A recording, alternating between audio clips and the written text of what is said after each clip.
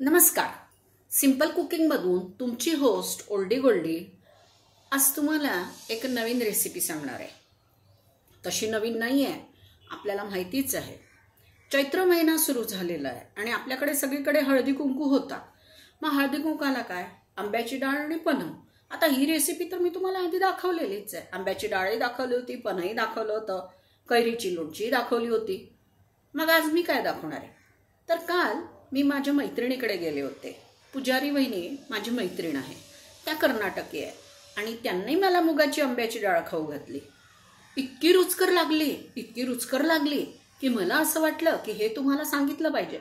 आपण जेव्हा आंबा डाळ खातो तेव्हा मग जास्त खाल्ली तर आपल्याला मग जळती लागायला लागते, छातीमध्ये असं वरवर यायला लागतं. कारण चण्याच्या डाळीमध्ये आम्ल असतंच, आम असतो चण्याच्या डाळीमध्ये. पण मुगाची डाळ तर खूपच पौष्टिक असते. मग मी त्यांना विचारलं की तुम्ही मुगाची डाळ करता? अहो म्हणे, चण्याच्या डाळीने फार जास्त कधी कधी त्रास होऊ शकतो आणि आमच्याकडे मुगाची डाळच खायची पद्धत आहे. मग त्याला काही जास्त लागतच नाही.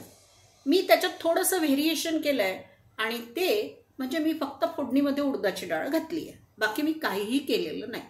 मग आपण बघूया ही रेसिपी. अतिशय चटकदार आणि दिसते पण छान. चला तर मग.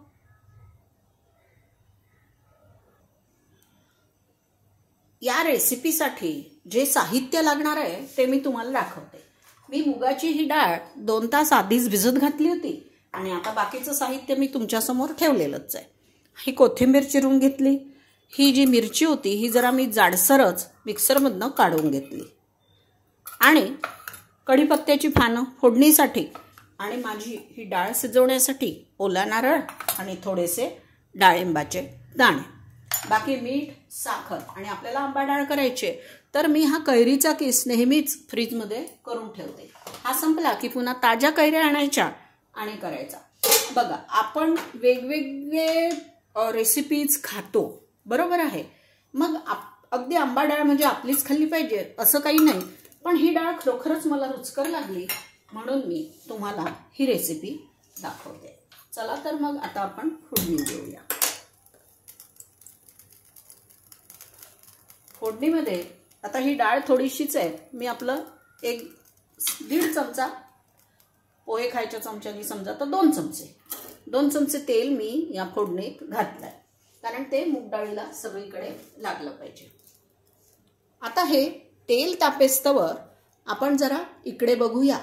ही जी मुगाची डाळ आहे याच्यामध्ये अंदाजानेच मी आता हा मिरचीचा जो आबडधोबड कूट केलाय तो मी टाकते. हा मी 1 चमचा टाकलाय. फोडणीमध्ये आपण ही कढीपत्त्याची पानं टाकणार आहोत आणि तुम्हाला सांगितल्याप्रमाणे मी जे व्हेरिएशन केलंय ती म्हणजे ही उडदाची डाळ, हे मी टाकणार आहे. आता बघू आपण हे झाल्यानंतर कसं दिसतंय. आणि आता या मुगाच्या डाळीमध्ये मी हा कैरीचा किस मिसळते. लक्षात ठेवा, मागे पण मी सांगितलं होतं की कैरीची सालं न काढता ती कैरीचा किस केला पाहिजे. कारण काय होतं, हा किस छान असा कुरकुरीत, म्हणजे माझं म्हणणं आहे की लुळा नाही पडत. बस आता चला आपण फोडणी बघूया. आणि फोडणी बघितली मग झालं, बाकी काही करायचंच नाही आहे. याच्यामध्ये कालवायचं आणि सचवायचं, आपली रेसिपी तयार झाली. जास्त काही नाही. या रेसिपीसोबत मी तुम्हाला आणखीन एक गोष्ट दाखवणार आहे. आधी मी मोहरी टाकते आणि मी मोहरी टाकल्यानंतर मी गॅस बंद केला. माझ्या मते हे जळायला नको. आता त्याच्यामध्ये हिंग टाकला आणि तुम्हाला सांगितल्याप्रमाणे मी ही थोडी उडदाची डाळ फक्त चवीसाठी टाकलेली आहे. आणि आता हे छान तेल गरम आहे, यात मी कढीपत्त्याची पानं टाकते. आता ही कढीपत्त्याची पानं टाकल्यानंतर मी गॅस बंद केलेला आहे, त्याच्यामुळे आता मी याच्यात हळद टाकू शकते. अक्षरशः 1/2 चमचा हळद मी यात टाकली आहे. बस आता माझी ही फोडणी तयार झाली. आता बघूया आपण. मी ही फोडणी याच्यावर ओतते. ही मिरचीच्या ठेच्यावरच मी ही फोडणी ओतणार आहे. फोडणीचा छान खमंग वास सुटलेला आहे. आपण फोडणी ओतली आहे. आता आपण याच्यामध्ये अजून मीठ टाकलेलं नाही, त्यामुळे आता मीठ आणि साखर या दोन्हीही गोष्टी आपण याच्यामध्ये टाकूया. तुम्हाला मी डाळ दाखवलीच होती, ती बेताचीच होती, त्यामुळे त्याच्यामध्ये मी या छोट्या चमच्याने माझ्या मीठ टाकते आणि साखर कैरी टाकली आहे म्हणून हा 1 सपाट चमचा मी साखर यात घालत आहे. बस आता मी ही डाळ मिक्स करते. ही डाळ कालवायची, अर्धा पाऊण तास ठेवायची आणि मग त्याच्यानंतर ही खायला द्यायची. कारण आमच्याकडे हेच देतात आणि ही केळीच्या छोट्या छोट्या पानांच्या तुकड्यावर वगैरे ही छान सर्व केली जाते. आता कर्नाटक आहे ते, आपल्यासारखं महाराष्ट्रामध्ये केळीची पानं विकत आणावी लागतात आपल्याला. आता काय करणार, जसं आहे तसं. पण हा प्रांतीय पदार्थ आहे आणि हा मला तुम्हाला दाखवायचाच होता. मी खाऊन आले आणि खूपच छान लागला तो, म्हणजे तोंडाला पाणी माझ्या सुटलं. आता बघा, यामध्ये मी थोडीशी कोथिंबीर टाकते. ही कोथिंबीर आता आपण मिळवून घेऊ यामध्ये. डाळ खरोखरच सुंदर लागते. मी तुम्हाला वारंवार सांगत आहे कारण मी खाऊन आले. मी कधीच यापूर्वी आयुष्यात ही मुगाची कैरीची डाळ मी कधीच खाल्ली नव्हती. कोशिंबिरीचा एक प्रकार म्हणून तुम्ही आता करू शकता उन्हाळ्याच्या जेवणामध्ये. म्हणजे कोणी आलं तर तुम्ही ही नवीन कोशिंबीर त्यांच्यासमोर किंवा नवीन तोंडी लोणं त्यांच्यासमोर सादर करू शकता. तर अशा प्रकारे आपली ही डाळ कैरी तयार आहे. आता दुसरा पदार्थ म्हणजे काय, मला सजवायचं आहे म्हणून मागे पण मी तुम्हाला हे दाखवलं होतं पन्ह. तर मागच्या पन्ह्याच्या रेसिपीत जी मी पन्ह दाखवलं होतं हे मी करून फ्रीजमध्ये ठेवलं होतं. आता तुमच्यासमोरच हे फक्त मी पन्ह्याचं हे मिक्सचर आहे हे मी यात घालते आणि सरळ सरळ पाणी घालून हे मिक्सचर फक्त तुमच्यासमोर ढवळून घेणार आहे. बस. आणि मग तुम्हाला मी पन्ह आणि ही मुगाची आंब्याची डाळ असंच आपण त्याला नाव देऊ शकतो. कारण त्याला कर्नाटकीमध्ये काय म्हणतात हे मला माहीत नाही आणि तिच्याकडे मी खाल्लं. ती मराठी अतिशय उत्कृष्ट बोलते, त्यामुळे तिने मला सांगितलं की जशी तुम्ही तुमची ही कैरीची आंबा डाळ देता चैत्र महिन्यात, तसं आमच्याकडे हळदी कुंकवामध्ये ही डाळ दिली जाते.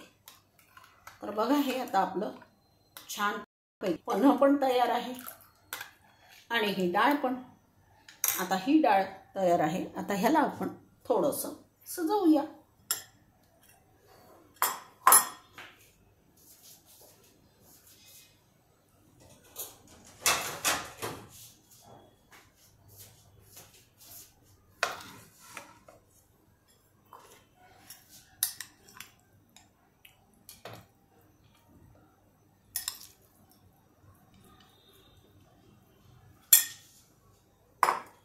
आता यावर मी थोडी अजून याच्यात घालते आणि यावर छानपैकी याला असं गोल करून यावर मी थोडा ओला नारळ घालते. आपण हे आधीच टाकलेलं आहे, कोथिंबीर आपण आधीच टाकली आहे म्हणून नुसती नावाला 2 पानं.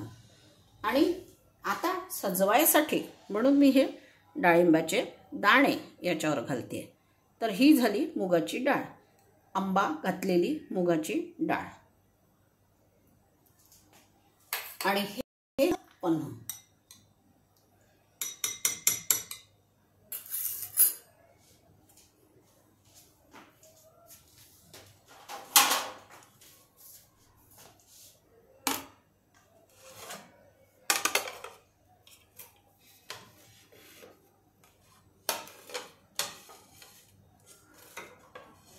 हे पन्ह आणि मुगाची आंबा डाळ तुम्ही बघून राहिला आहात. बघा किती सुंदर ही डाळ दिसते. ही खायला देखील अतिशय अप्रतिम लागते.